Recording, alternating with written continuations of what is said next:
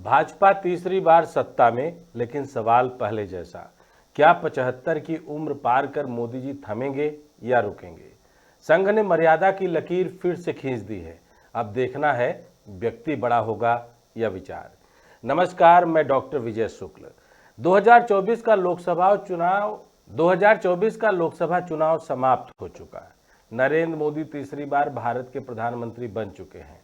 सत्ता की यह हैट्रिक भारतीय राजनीति में एक असाधारण उपलब्धि है, लेकिन इसके साथ ही एक अनदेखा और सार्वजनिक रूप ले चुका सवाल लगातार उठ रहा है।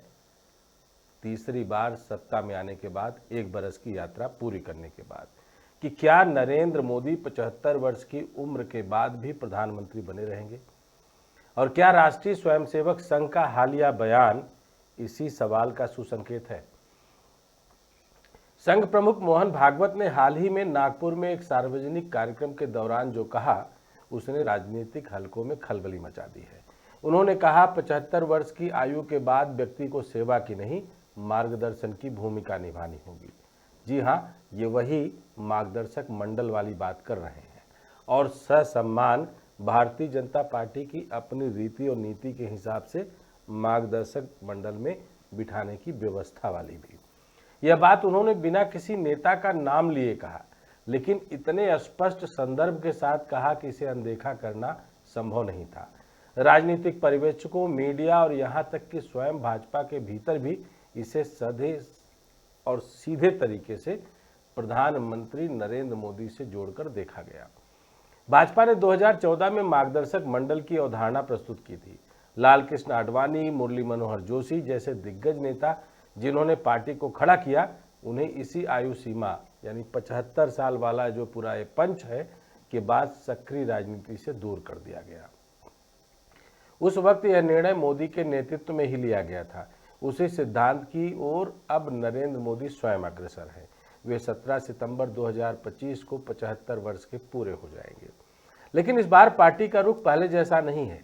भाजपा अध्यक्ष जेपी नड्डा ने पहले ही संकेत दे दिया है कि ऐसा कोई कठोर नियम नहीं है जो 75 के बाद नेतृत्व से विदाई को बाध्यकारी बनाता हो।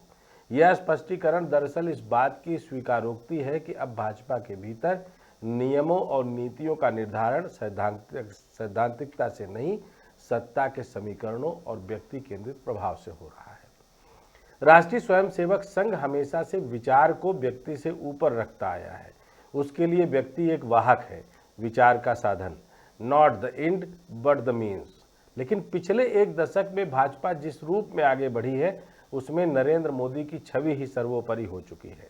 चुनावी रणनीतियां, नीति निर्माण, सार्वजनिक विमर्श, प्रचार, हर स्तर पर मोदी का वर्चस्व है। भाजपा विचारधारा से अधिक एक व्यक्तित्व केंद्रित राजनीतिक मशीन बन चुकी है, और वो सिर्फ एक व्यक्ति और एक ब्रांड के सहारे चल रही है, जिसका नाम है नरेंद्र मोदी। संघ की यह चिंता इसी बदलाव को लेकर है। मोहन भागवत का बयान केवल आयु सीमा पर टिप्पणी नहीं है, बल्कि भाजपा को उसके मूल ढांचे की ओर लौटाने का एक सैद्धांतिक आह्वान है। यह संकेत है कि पार्टी को व्यक्ति के नहीं, विचार और संगठन के अनुशासन के अधीन रहना चाहिए। अब मोदी के लिए यह क्षण चुनौतीपूर्ण और निर्णायक है। एक तरफ वे भारतीय राजनीति में सबसे प्रभावशाली नेता हैं, अभी तक के हर चुनावी समीकरण को अपने नाम पर साधते आए हैं। दूसरी तरफ वे अब उसी विचारिक रेखा पर खड़े हैं जो उन्होंने दूसरों के लिए खींची थी। यदि वे सत्ता में बने रहते हैं तो यह साफ संकेत होगा कि नियम और मर्यादा केवल दूसरों के लिए थे, उनके लिए नहीं। इससे उनकी नैतिक वैधता और वैचारिक ईमानदारी पर प्रश्न चिन्ह लगना तय है।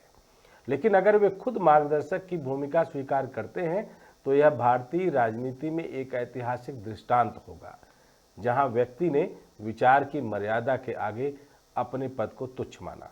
यह फैसला केवल उनके भविष्य का नहीं होगा, बल्कि यह भाजपा के भविष्य की दिशा भी तय करेगा। क्या भाजपा सत्ता के लोभ में अपने सैद्धांतिक अनुशासन से मुंह मोड़ लेगी, या फिर संघ के परंपरागत आदर्शों को निभाते हुए नेतृत्व का हस्तांतरण करेगी? अब भाजपा के भीतर यह चर्चा मुखर हो रही है कि मोदी के बाद कौन?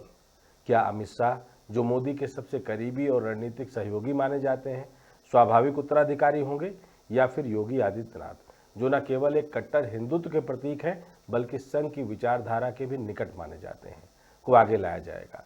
कुछ विश्लेषक यह भी मानते हैं कि संघ किसी नए अपेक्षाकृत कम चर्चित लेकिन वैचारिक रूप से प्रशिक्षित चेहरे को आगे ला सकता है, जैसे देवेंद्र फडणवीस, भूपेंद्र पटेल या मनोहर लाल खट्टर या फिर कोई अन्य क्षेत्रीय नेता।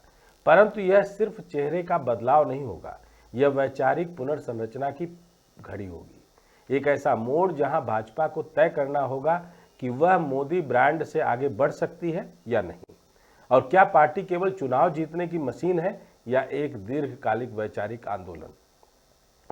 मोहन भागवत का बयान दरअसल संघ के अंदर से आई चेतावनी है। वह सत्ता की ऊंचाई पर खड़े व्यक्ति को यह याद दिलाने का प्रयास है कि पद ही सब कुछ नहीं होता और कि विचार में कोई बड़ा नहीं होता। यह एक मर्यादा की पुनर्प्रतिष्ठा है। संघ हमेशा से यह मानता आया है कि सत्ता लोलुपता संस्था को खोखला कर देती है। अगर व्यक्ति समय रहते पीछे नहीं हटता तो वह अपने ही बनाए हुए सिद्धांतों को लांघने लगता है और तब विचार मरने लगता है।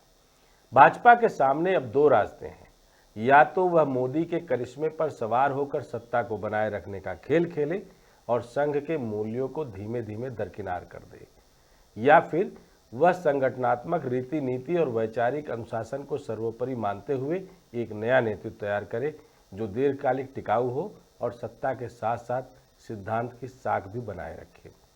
यह केवल भाजपा की परीक्षा नहीं बल्कि संघ की भी परीक्षा है।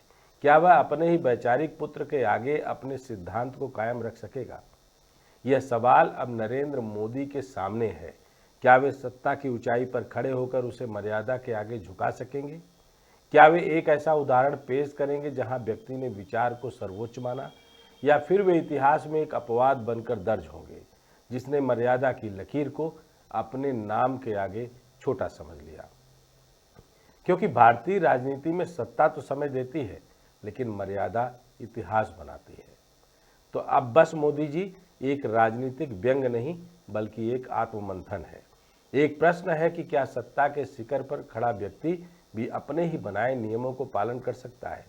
यह लोकतंत्र की परिपक्वता की भी परीक्षा है और एक वैचारिक आंदोलन की साख की भी। संघ ने गेंद भाजपा के पाले में डाल दी है।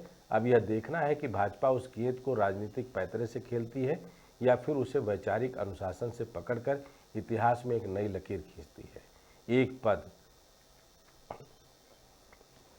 जय हिंद, जय भारत।